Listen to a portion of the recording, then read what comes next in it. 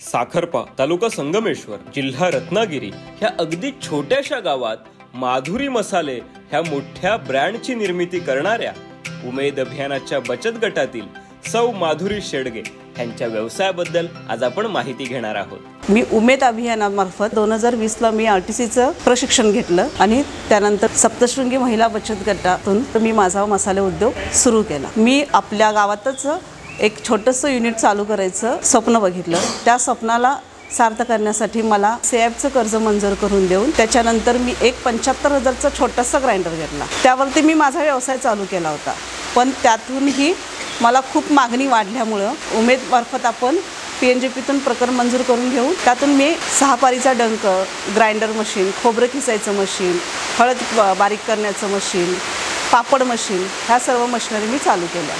माधुरी मसाले ह्या व्यवसायामधून सौ माधुरी ताई अनेक प्रकारचे मसाले बनवितात।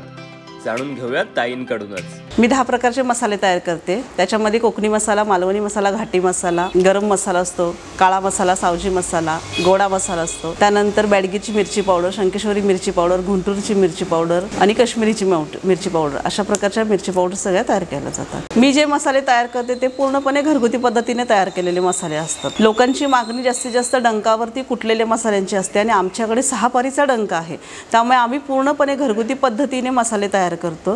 कुठल्याही प्रकारचं रसायन किंवा कुठल्याही प्रकारचं केमिकल, कुठल्याही प्रकारचा रंग ह्याच्यामध्ये मिक्स नसतो।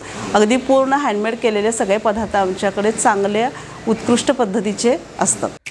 उमेद अभियानाच्या गटात सामील झाल्यानंतर माधुरीताईंच्या आयुष्यात एक नवे क्षितिज आणि नवा विश्वास निर्माण झाला आहे। उमेद म्हणजे स्त्रियांना दिलेली एक उमेद आहे की मी आज जे करते त्याच्यापेक्षाही मी वर अजून काहीतरी करू शकते, अशी ही उमेद देणारी उमेद आहे।